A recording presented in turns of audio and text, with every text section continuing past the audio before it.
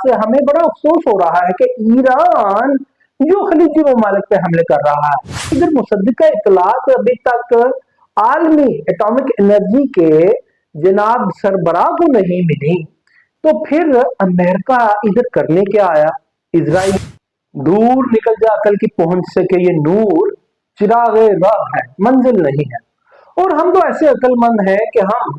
ये इसराइल और ईरान और अमेरिका की जो जंग छिड़ी है और पूरा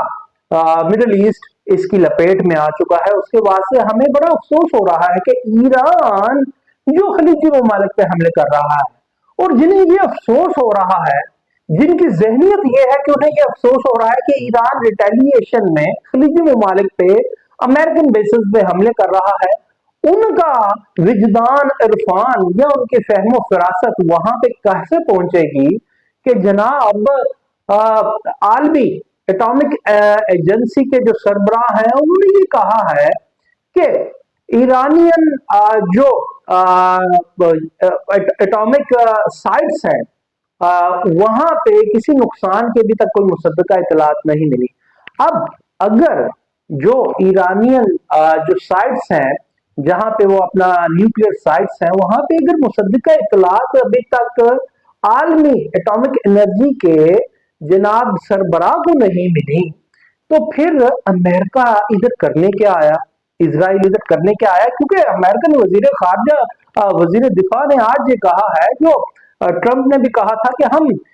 ईरानियंस के मिसाइल प्रोग्राम को उनको जोहरी हथियारों से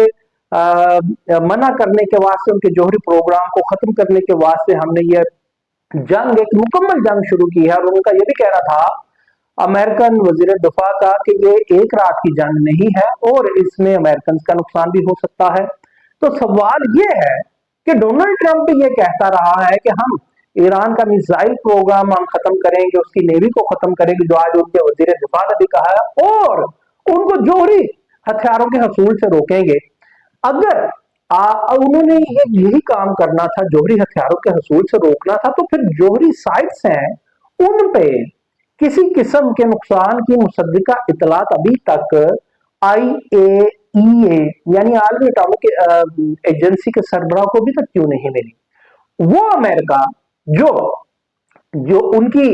एजेंसीज ही कहती हैं कि वो कई महीनों से ये CIA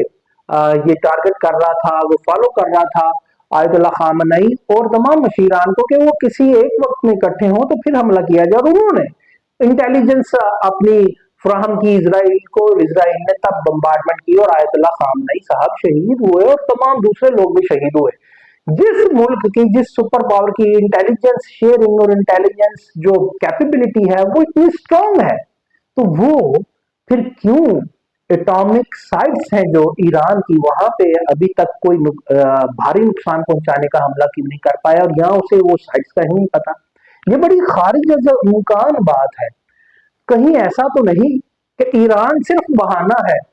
और कोई और मुल्क निशाना है। अब ये बात वो लोग कैसे समझें कि जिनको ये अफसोस हो रहा है कि ईरान मिडल ईस्ट में जो हमले कर रहा है उन्हें अफसोस हो रहा है। अब जिनके अजहान यहां तक मुकय्यद हैं, ये उनकी सोच वहां पे कैसे पहुंचेगी कि वो अमेरिका जिसकी इंटेलिजेंस शेयरिंग पे जो महीनों से आयतुल्लाह खामनई और उनके मशीरान को और आर्मी चीफ को जनाब वो फॉलो कर रहा था, और उनकी इंटेलिजेंस शेयरिंग से इसराइल ने बम्बार्डमेंट करके वो खत्म कर दिया, तो उन्हें ये क्यों नहीं पता लगा